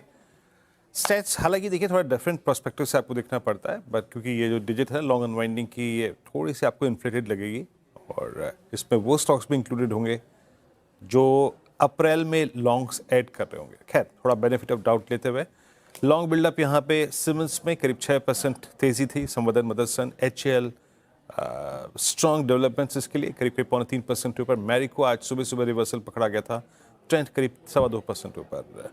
बाकी अगर आप नेक्स्ट स्लाइड में आए तो शॉर्ट कवरिंग इंडसइंड बैंक में क्लियरली शॉर्ट कवरिंग थी और एक कोई इन्वर्टेड फ्लैग का जो वो फियर था ब्रेकडाउन का, वो नहीं हुआ। एयू स्मॉल फाइनेंस बैंक आज इसमें शॉर्ट कवर थी, कल इसमें लॉन्ग था। तो ये एकमात्र ऐसा स्टॉक जो कि पिछले 2-3 दिन से बहुत सेफ सिक्योर हाथों में है। KPIT Tech, mid cap IT में Solar Industries, Sona BLW precision लगभग 2% ऊपर रहा आज, यहाँ भी शॉर्ट कवरिंग थी। शॉर्ट बिल्डअप कहाँ था? मैक्स हेल्थ केयर, ये कंप्लीट रिवर्सल रहा। इनफैक्ट ये एक एज पे था बड़े ब्रेकआउट के, लेकिन तब्दील नहीं हो पाया। बाकी NTPC, Aurobindo Pharma, REC, Dixon, power space जो पिछले 3-4 सेशन से काफ़ी लॉन्ग, पावर फाइनेंस कंपनियां, डिस्ट्रीब्यूशंस पे जितनी कंपनियां थी सब में काफ़ी लॉन्ग था। आज थोड़ी सी शॉर्टिंग हुई। बाकी BSE, Concor, Zomato, Union Bank, all India. Zomato को अगर आप देखें आज थोड़ा सा बिचा के ले गया 200 का लेवल, अदरवाइज स्थिति यहाँ भी खराब थी। अनुज बिल्कुल, चलिए अब मार्केट का पंचनामा का एक टीजर करते हैं और श्रेया के पास चलते हैं। श्रेया, बताइए क्या सवाल आया आज? देखिए, सवाल काफ़ी मिक्स्ड हैं। यहाँ पे एक सवाल आया है और वो कह रहे हैं कि नेस्ले इंडिया पे जिस तरीके से आज डेंट पड़ा है, हालांकि आप देखिए बहुत सारे एफएमसीजी स्टॉक सुझाए हमारे पैनलिस्ट ने आज, अमित जी ने मैरिको, गोदरेज कंज्यूमर जैसे, लेकिन नेस्ले इंडिया आज लूजर्स में शामिल। यहाँ पे क्या करना चाहिए? देखिए, फ्रैंकली बोलूँ ना, नेस्ले ने कुछ नहीं किया एज अ स्टॉक लास्ट 3-4 साल में। आई थिंक ये स्टॉक अब धीरे धीरे ऑफ द रेडार भी हो रहा है मेरे ख्याल से। आई थिंक मार्केट में बेटर अपॉर्चुनिटीज़ हैं। आप कब तक एक सिर्फ हाँ अच्छी क्वालिटी का स्टॉक है, कब तक आप लेकर उसको बैठे रहेंगे? तो इसके लिए बेटर है, पैसा लिमिटेड होता है, जी बेटर है कि आप कहीं और मौके ढूंढें। जरूरी थोड़ा ना कि जिस स्टॉक ने पहले आपको पैसा बना के दिया वही पैसा बना के देगा, कोई और मौका ढूंढिए। ठीक है, कहीं और पैसे लगाने की हिदायत फिलहाल। रोहित श्रीवास्तव जी पूछ रहे जुबिलेंट फूड वर्क्स पे क्या कोई ट्रेड लेना चाहिए या फिर बाई करना चाहिए लॉन्ग टर्म के लिहाज से अगर आप देखें, और हम लगातार ये बात भी कर रहे पूरे स्पेस को लेकर, क्या राय रहेगी यहाँ पर? देखिए आप पता है दिक्कत क्या है, दिक्कत ये है कि इन स्टॉक्स का ना एक दौर आया था, उसके बाद इनमें कभी फॉर एग्जांपल इसका ना जुबिलेंट का 5 साल का एक चार्ट देखते हैं, 12 महीने में 41% के करीब आपको गेन दिखाएगा। ऑब्वियसली रिसेंटली अच्छा चला है, लेकिन देखिए आप कहाँ ये 2021-22 में 800-900 रुपये हुआ करता था, फिर गिर के 300-350 आया। मोर और लेस पिछले 3-3.5-4 साल में आपने इसमें एक नया पैसा नहीं बनाया। इसको अगर आप टाइमिंग कर सकते हैं, ये ट्रेडिंग स्टॉक है, इसको अगर आप टाइमिंग कर सकते हैं, वो एंट्री एग्जिट अगर आप सही से कर सकते हैं, गुड फॉर यू। अदरवाइज छोड़ दीजिए इसको मेरे ख्याल से, और कहीं बेटर मार्केट ढूंढिए, वो मेरे अप्रोच रहेगी। 335 पर शेयर में वापस जुड़ेंगे मार्केट का पंचनामा लेकर, तब जुड़िएगा हमारे साथ। अभी के लिए खैर मार्केट में एक चीज़ तो क्लियर है कि क्लोज जो है वो आज की प्रोविजनल क्लोज एटलीस्ट 23,500 के थोड़ा नीचे होने की तैयारी हो रही है। एक्चुअल क्लोज देखते हैं कहाँ पर होगी, और कुछ स्टॉक्स जहाँ पर अब थोड़ा सेलिंग प्रेशर आ रहा है उनमें एक बार कॉनकोर देख लेते हैं। कॉनकोर का चार्ट रखिएगा ज़रा स्क्रीन पर।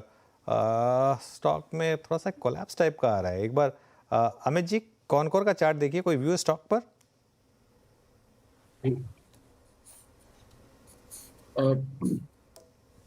जी अनुज, काफी ब्रोकन डाउन है, very near to the support है, ओवरऑल स्ट्रक्चर नेगेटिव है। रिसेंटली हमने एक पुलबैक जरूर इसमें देखा है। 10 और 20 डे में लगभग 675 के आसपास आता, वो टूटेगा तो दिक्कतें फिर से बढ़ सकती हैं। तो ओवरऑल अगर किसी के पास पोजीशन है तो 675 के लेवल्स का ध्यान रखें। ये टूटे तो आई थिंक देन 630 625 पॉसिबल है यहाँ पे। कॉनकोर डे लो पर, यहाँ पर भी एक शॉर्ट कवरिंग मूव आया था, लेकिन वो पूरा का पूरा फिजल आउट हो गया, और अब ऑलमोस्ट डे लो पर। मैं जाते जाते देखिए बहुत कुछ अब इस वक्त मतलब प्रोस्पेक्टिव लेने के लिहाज से है नहीं, क्योंकि हम थोड़ा सा एक डाउटफुल एनवायरनमेंट में जा रहे हैं। हमने 23,500 को तोड़ दिया, बट ये क्लोज जहाँ तक एक्सपोनेंशियल का सवाल है, एक्सपोनेंशियल 100, एक्सपोनेंशियल 200, उससे लगभग 50 पॉइंट ऊपर आ रहा है, और निफ्टी बैंक 51,200 की ट्रैजेक्टरी ऊपर। और जो मैंने वो कुछ देर पहले टेक महिंद्रा की बात की थी, look at Tech Mahindra now day low पर 1416 पर। आईटी में जो सबसे सीवियर प्राइस डैमेजेस थे उसमें लार्ज कैप आईटी में ये शामिल था। Look at L&T technology services, ये भी डे लो की तरफ बढ़ता हुआ, और निफ्टी आईटी ने जाते जाते फाइनली अगर आप देखें 406 अंकों का नुकसान, यानी एक वो जो 20 डे को कल हम बात कर रहे थे अनुज कि शायद रीगेन कर रहा है, और आज यहाँ पर पेन देखने को मिल रहा है, 406 अंक नीचे। और कुछ काउंटर्स जो कि थोड़ा सा पेन में रहे आज, उसमें सीडीएसएल रहा, बैकफुट पैकेट ट्रेड करता हुआ, और साथ ही साथ एक बार लिखे आइएगा ऑरबिंदो फार्मा में कुछ स्टॉक्स जो कि स्टेबल हो रहे थे, स्ट्रॉन्ग हो रहे थे, वो कोलैप्स हो गए। और बीएससी फाइनली आज ये भी डेलो पर। सो जी बीएससी और कैम्स नहीं, इनफैक्ट सीडीएसएल सब में सॉफ्टनेस थी आज। बीएससी पे कोई पुट कैरी करनी चाहिए क्या आप? बीएससी यहाँ पे मुझे लगता है वीक है डेफिनेटली, और अब 4500 की सपोर्ट को ब्रेक भी किया है। अगर क्लोजिंग भी इसके नीचे रहती है तो कहीं ना कहीं टुवर्ड्स 4400 4300 रेंज को टेस्ट कर सकता है। सो मुझे लगता है यहाँ पे कर सकते हैं, पुट बाय कर सकते हैं 4400 की। यहाँ पे मुझे लगता है एक बार एक अप्रैल की सीरीज पे बाय कर सकते हैं। बट अगर स्टॉक 4500 के नीचे आज क्लोज देता है तो कल मॉर्निंग में ये ट्रेड एग्जीक्यूट कर सकते हैं। उस हिसाब से थोड़ा सा वेट कीजिए, एंड अगर मॉर्निंग में 4500 के नीचे ओपन होता है देन 4400 के पुट ऑप्शन में एक बार पार्टिसिपेट कर सकते हैं। ठीक है, तो फिलहाल ये राय बीएससी पर। और एक बार भारतीय एयरटेल का चार्ट देखते हैं। मार्केट में हालांकि गिरावट देखने को मिली, लेकिन ये टॉप गेनर्स में शामिल फिलहाल। हालांकि ऊपर से थोड़ा ये भी कूल ऑफ हुआ आज के सत्र में। आप एक महीने में देखें तो ये करीब 5.5% का इसने रिटर्न दिया है। 6 महीने में थोड़ा ही करेक्ट हुआ है।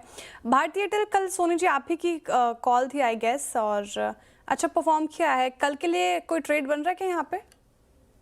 देखिए भारतीय एयरटेल मुझे अभी भी लग रहा है कि पोजिशनली 1700 के ऊपर जब तक होल्ड कर रहा है तब तक स्ट्रांग है। आज हालांकि काफी अच्छे से ऊपर में परफॉर्म किया है टुवर्ड 1765 प्लस लेवल्स। और मुझे लगता है कि अगर डिप मिल रहा है यहाँ पे 1730 1720 रेंज पे तो री इनिशिएट कर सकते हैं लॉन्ग। 1700 क्लोजिंग बेसिस पे सपोर्ट स्ट्रांग है, अप्रैल सीरीज के लिए होल्ड कर सकता है। और जब तक वो डिफेंड रहेगा अगेन टुवर्ड 1760 1780 लेवल्स नजर आ सकते हैं। सो इस डिक्लाइन पे बाय करने की सलाह रहेगी।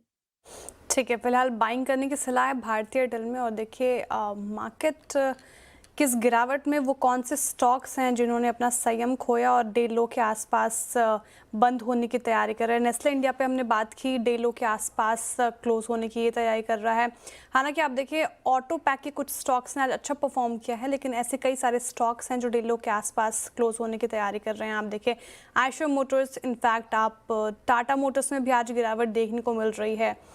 आयशर मोटर्स पे राजेश जी आप बताइए, कोई सेल साइड की ट्रेड बन रही है या फिर अभी इसमें स्ट्रेंथ नजर आती है? चार्ट्स क्या इंडिकेट कर रहे हैं? देखिए श्रेया जी, मुझे लगता है कि एक जो रैली थी, एक जो मूव था वो आयशर में थोड़ा सा हो चुका है। तो काउंटर अगर आप स्विंग ट्रेडिंग के हिसाब से देखें तो स्लाइटली ओवरबॉट है। तो मुझे लगता है जब तक ये 5450 से लेकर 5500 का लेवल नहीं निकलेगा, तब तक यहाँ पे इमीडिएट तेजी नहीं होगी। सामने एक्सपायरी है, लिक्विडेशन प्रेशर है। तो मुझे लगता है कि करीबन 5250 तक का यहाँ पे एक लिक्विडेशन होना चाहिए। आप कह सकते हैं कि प्रॉफिट टेकिंग आनी चाहिए। तो काउंटर थोड़ा वीक हो सकता है। सेल साइड की पोजीशन है तो स्टॉप लॉस आपका ऑब्वियसली 5480 के आसपास यानी डेज हाई का होगा और सेल करे, लेकिन 5300 एक पहला टारगेट है, वो टूटना है तो फिर और 50 से 60 पॉइंट का वक्त पाएगा। ओवरऑल चार्ट अच्छा है, लेकिन this is a running correction जो अभी फिलहाल आप कह सकते हैं प्ले आउट हो रही है। ओके चंदन, फाइनली बहुत 10 सेकंड में कमांड अपना व्यू रखिएगा। इट्स अ ब्रेक डाउन और नॉट, आई मीन क्योंकि अभी भी दो एवरेजेस पेंडिंग है। 23,500 की चालाकी क्लोज है। बहुत संक्षेप में देखिए वीरू, बिल्कुल high rise high loss negate हुआ तो एक बार सेलिंग आ रहा है, बट मेजर सपोर्ट 23,333 के आसपास बनना चाहिए एक बार के लिए। ठीक है, तो अभी ये मार्केट फिलहाल क्लोज होने की तैयारी। और निफ्टी देखिए डे लो पे लगभग 200 अंकों की गिरावट यहाँ पे देखने को मिल रही है। 23,476 के लेवल पर क्लोज होने की तैयारी। मिड कैप में देखिए काफ़ी ज़्यादा गिरावट भारी हुई आज के सत्र में। 357 अंकों की यहाँ पे गिरावट और 51,607 के लेवल पर क्लोज होने की तैयारी। बैंक निफ्टी ने भी संयम खोया, जाते जाते 400 अंकों से ज़्यादा का डेंट यहाँ पे पड़ता नजर आ रहा है। सेंसेक्स की बात करें तो 700 अंकों से ज़्यादा टूटा, लगभग 1% की गिरावट यहाँ पे 77,279 के लेवल पर क्लोज होने की तैयारी। बिग वॉल पर समझते हैं वीरेंद्र जी से मार्केट क्लोजिंग डिटेल में। जी वीकनेस और जिसे कहते हैं, आई मीन आज थोड़ा सा मोमेंटम कोलैप्स हुआ।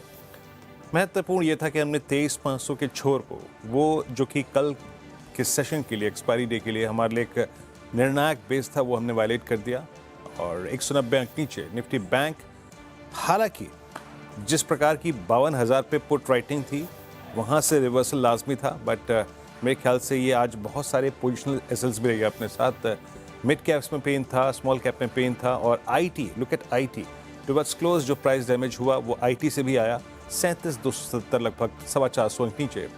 और एडवांस डिक्लाइन रेशियो इसके चलते अगर आप देखें खासा प्रभावित हुआ। 2161 डिक्लाइंस, 502 में एडवांसेस थे। बाकी अगर आप सेक्टर इंडस्ट्रीज को देखें तो यहाँ पर बैंक्स में फिर भी एक कम नुकसान था, बट फाइनेंशियल्स तक जाते जाते अगर आप देखें, जैसे बहुत सारे काउंटर्स एनबीएफसीज में आज सिंक हुए। पीएसयू बैंक्स बैकफुट पे आए, सीपीएससी इंडेक्स बैकफुट पे था। मेटल्स में लॉसेस थे but restricted, same is the case with FMCG. IT लगभग 1% नीचे। ऑटो में प्राइस डैमेज आज कम था क्योंकि अशोक लेलैंड जो कि शायद पॉसिबली आज के लिए बहुत नेगेटिवली प्लेस था, उसमें रिवर्सल आ गया intraday after I think some management clarifications. बाकी निफ्टी फार्मा आज 1% नीचे, रियल्टी लगभग 1.5% नीचे। रियल्टी में सबसे ज़्यादा प्राइस डैमेज हुआ है 2 सेशन में। और ये रहा आपकी स्क्रीन पे हीट मैप, जिससे सबसे ज़्यादा डर था इंडसइंड बैंक, वो आज संभाल के ले गया पारी। और यहाँ पे आज शॉर्ट कवरिंग थी। बाकी ट्रेंट में हीरो मोटर कॉप और ग्रासिम पावर ग्रिड एमएनएम, और जिनमें आज सॉफ्टनेस रही उसमें एनटीपीसी पावर स्पेस सिंक हुआ। टेक महिंद्रा, आईटी में सबसे बड़ा फ्लैग, इन्वर्टेड फ्लैग यहाँ पे विजिबल था। सिप्ला, बीपीसीएल, बजाज फाइनेंस और एक्सिस बैंक और साथ ही साथ इन्फोसिस बैकफुट पे रहा। प्राइस डैमेज और जहाँ पे हुई उसमें Maruti, HUL, Tata consumer, state bank of India और ट्रेडीज, विप्रो और साथ ही साथ कोलगेट, कोटक महिंद्रा बैंक और रिलायंस भी अकबर रिलायंस सुबह से ही थोड़ा सा पीछे आ रहा था। मार्केट शट करीब 23,464 पे 204 अंक नीचे। हम दिन के सबसे निचले स्तरों पर जाके, अगर आप टिक बाई टिक चार्ट को देखें तो जाके क्लोज हुआ है। तो ये क्लोज कतई भी अगर आप देखें अच्छा नहीं है, एंड स्पेशली आपने सरेंडर करा एक महत्वपूर्ण बेस 23,623,500 का। खैर, इस थोड़ी सी परेशान कर देने वाली क्लोजिंग के बाद अगर आपके जहन में कोई भी प्रश्न है और कोई भी दुविधा है तो आप ज़रूर पूछ सकते हैं। मार्केट का पंचनामा एक छोटे से विलंब के बाद CNBC आवाज़ के सभी सोशल मीडिया प्लेटफॉर्म्स पे अनुज और श्रेया के साथ। तब तक के लिए नमस्कार।